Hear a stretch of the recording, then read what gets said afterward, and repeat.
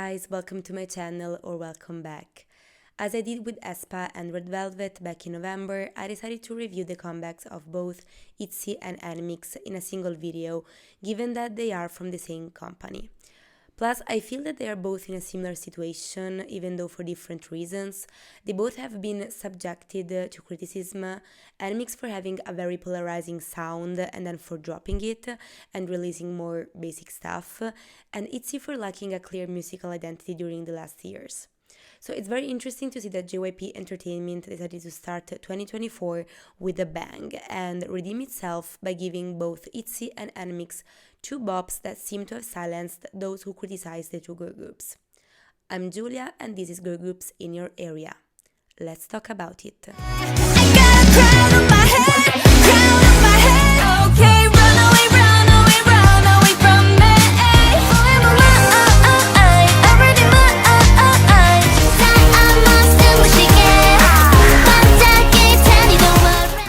I absolutely love the amount of content that we got this era, and I think it's so cool to have in a comeback solo songs for all the members with a proper music video, and if I were an ITZY stan, I would have been so excited.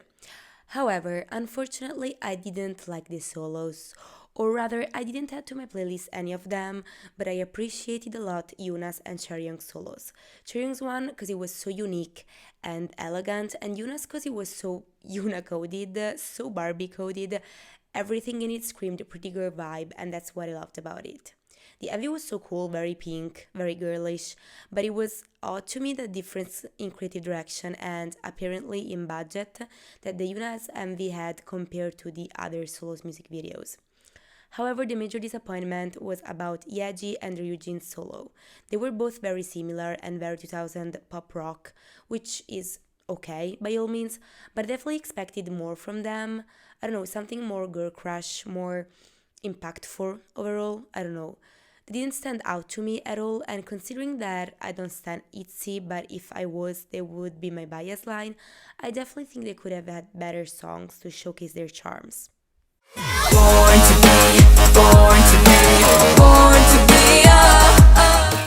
I already reviewed it, so I'm gonna be super quick. I love Girl Crush and ITZY do it super well, so I love Born to Be overall. It's probably my favorite song out of the album. At first the chorus disappointed me a bit, but then it completely got me after just a few listens. I love the choreo and the styling, all things that made the Born to Be music show stages so entertaining to watch. The MV was just a dance performance, so that was a bit of a disappointment, but it was cool overall, so I'll overlook it. My only issue is that it doesn't feel very ITZY, but to be honest, not even one of the songs that I'm gonna talk about feels very ITZY, and at this point, I don't even know what a song has to be to feel that it's an ITZY song. They unfortunately failed to establish a clear music identity in the latest years, and I think that it's too late now. But it doesn't mean that they cannot release cool bops, which is precisely what they've done this era.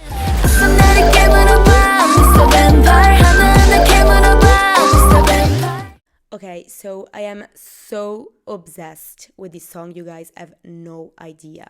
Like, Mr. Vampire has such a unique sound that it completely blew me away. This for sure doesn't feel an ITZY song, but you know what? It doesn't matter. I love it. From the start where Chaeryeong goes, I wake up feeling very refreshed, to the anti-drop chorus, the unique instrumental, the choreo, hello? Like, this is probably my favorite ITZY's choreography. It's so pleasing to watch. I really want to learn it because it's generally so good. About the music video, I agree with those who are disappointed by it, because I am too, in a way. I mean, you've got a vampire concept, and the main set of this music video is literally an office with a white background, like, why? However, their visuals are so freaking good. When I saw Ryujin with pink hair, I freaked out. I have a soft spot for pink hair, so there's probably that. But I don't know, I feel their visuals this era are glowing, and the styling is really, really good in this MV too, which I didn't expect it. And the color palette that they chose is somehow nice to watch. So even though I completely agree that this MV could have been far more creative, I don't feel like bashing it completely. However, they decided to show a lot of the choreography, which, again, I loved it because it's amazing. So my next question is, why the hell we didn't get a Mr. Vampire stage on a music show? Not really, because I'm fucking pissed about it. And my only hope is that they're gonna promote it as soon as the Untouchable promotions are over, because otherwise I'm gonna throw hands, I swear. I mean, you have this unique and well-received song, you've got an amazing choreography, why the hell you choose not to promote it? Honestly, it's beyond me. Because yes, I know they promoted Born to Be as the B-side during the first week of promotions, and they cannot promote a B-side for 2 weeks, but they could have easily promoted it on alternate days with Born to Be, like aespa did with Salty and Sweet and Thirsty during Spice's era. Because like, I know that also during Cake's era they had 2 pre-releases, Bad On Me and None of My Business, and they promoted only the latter, but in that case, Bad On Me didn't even have a choreo, at least it wasn't shown in the music video, and so what's the point in having a music video that focuses on a super cool choreo and not on the concept, just to not promote it at all? Okay, end of the rant. I'm sorry, but this thing is really bugging me, because I was expecting a stage so much, so let's hope we're gonna have it sooner or later. I'm untouchable. 막아서지 못해 시작됐어.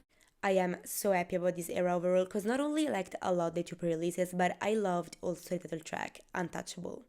Honestly, not as much as the other 2 songs, but I get why they went for Untouchable as the title track and not the other 2. The feeling that I got by listening to Untouchable was that it was definitely something that ITZY never released before, in terms of sound. It's an EDM bop, and honestly, I love EDM music, so I'm so freaking happy about this release. I also love the vibe, because it's like a bit of badass and a bit of elegant that mesh up together really well.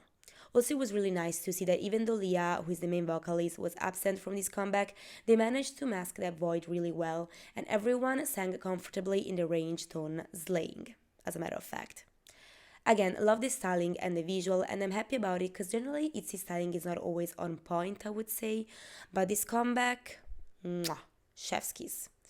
The music video, again, it completely lacked creativity and uniqueness. I mean, there were only 2 sets, and it was overall pretty, I don't know, unambitious, I would say. But exactly like with Born to Be and Mr. Vampire, for some reasons that didn't bother me that much. Which is strange, because I put a lot of importance to the music videos and overall creative direction of a comeback. But I don't know, maybe it's for their visuals this era, for the vibe, for the fact that even though the MV wasn't original or anything, the budget was definitely there. I don't know, it could have been better for sure, but it still never gave us mind-blowing music videos or concepts, to be fair, so there's no point in claiming it now. And again, I feel happy that this era feels very on point and centered, contrary to other ITZY's comebacks, so I don't feel like complaining. Overall, a really great era for my ITZY girlies, and I couldn't be happier for them.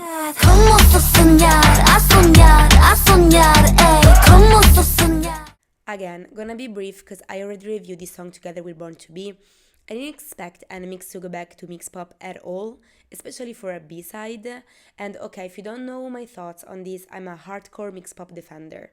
I loved OO, I loved Dice, and I was so disappointed to see it all thrown away in 2022 with both, in 2023, sorry, with both Love Me Like This and Party O'Clock. The difference was that Love Me Like This was a freaking bop, while Party O'Clock wasn't, and just felt like a new Jeans reject, to be honest. And I was so ready to unstand NMIXX because the things that drew me to them, their weird sound, their trippy aesthetic, their cool lore, simply weren't there anymore. But they apparently listened because they decided to go back to their original sound, but in a more refined and polished way. Sognare is such a cool song, it's one of my favorite NMIXX songs at this point, it's canty, it's catchy, it's very NMIXX, and the NMIXX change up verse was so dreamy, so nice for my ears. I don't know, I loved it. The music video was nothing special at all, but what I absolutely loved was the all blonde looks, with the pink outfits and the blonde wigs, and you guys, I am so mad that they never performed with these looks in a music show. Like, as soon as I saw these outfits, I was like, okay, I literally can't wait to see them wear this on a stage, but no. They did not, and I'm so freaking pissed about it, you have no idea. I really hate when in a music video they give us some great looks but never wear them in a stage, and I could understand if they were uncomfortable clothes or something like that, but that doesn't really seem the case. So, again, why? Why do you hate us, JYP? Really? I'm asking you, because it doesn't make sense otherwise.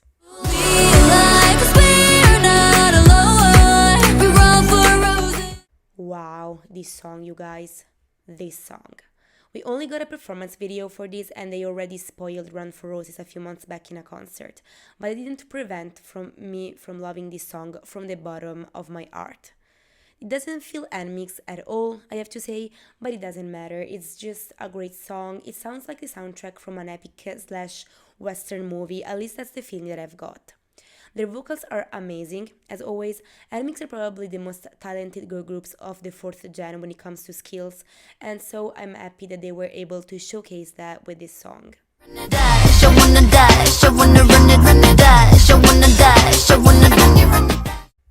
Okay, let's finally get to the juicy part.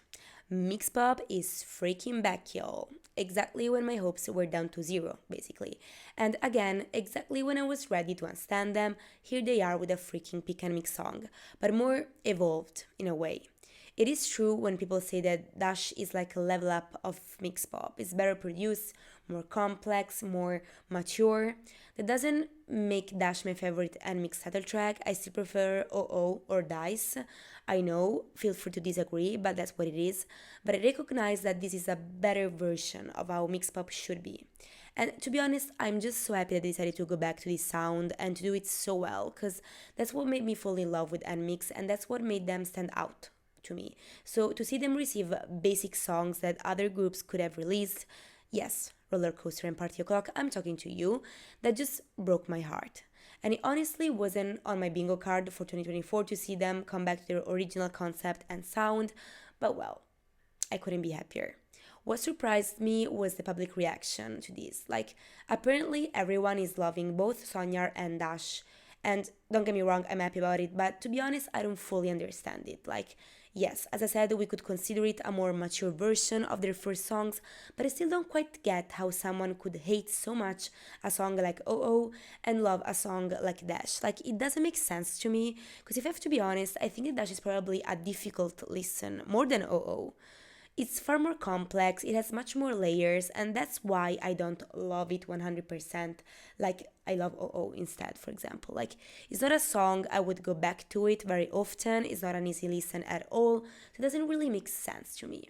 I think that maybe people started to appreciate mix pop quite late when they didn't have it anymore, and now that it's back on, everyone acts like they wanted this from the beginning, which we know is not true because these poor girls faced so much backlash for their songs, and now suddenly everyone's loved them, even though again that is probably their songs they're most difficult to digest. Again, I'm not complaining. I'm so happy if they're finally getting the recognition that they deserve, and if by doing so they manage to keep their weird identity, I'm even happier. But I don't know, I guess it just rubs me the wrong way. Anyway, I like the music video and the styling, finally some creativity and budget after the utter disappointment that both Love Me Like This and Party O'Clock music videos were. My favorite part is for sure the NMIXX change up, where everything changes and turns into pink, with animals and various objects floating in the sky. Very NMIXX thing to do, I must say. Of course, it reminded me a lot of the NMIXX change up in OO, and that was so lovely to see. Also, the crochet outfits of that scene were so cool. I hope they're gonna perform with them in a music show stage, but given how I went for the Sonya looks that I was talking about before, I don't have my hopes very high. So overall, I'm truly happy that we're witnessing JYP redemption era, cause let's face it, recently JYP entertainment was quite, I don't wanna say flopping, but oh well, I said it. I mean, the feeling that I've got by watching how JYP managed their girl groups was that they were having troubles giving their groups a strong musical identity and sticking to it. Instead, they were following the trends of the moment without fully committing to a creative vision, and that was truly a shame considering how talented their girl groups are. So I'm beyond happy that both ITZY and NMIXX started 2024 with a bang, with much content and many bops that are apparently very well received from the general public. Let's hope that this is not a momentary success and that they will manage to continue down this path for both these groups, because the potential and the skills are definitely there. They just need a bit of consistency and more boldness, maybe, also in the creative direction. I want to see mind-blowing concepts and aesthetically music videos. Come on, JYP. You've got the budget, you've got the resources, just put some more effort. Okay guys, this concludes this video. What are your thoughts on ITZY and NMIXX comebacks? Share it in the comment section and I will see you in the next video. Bye!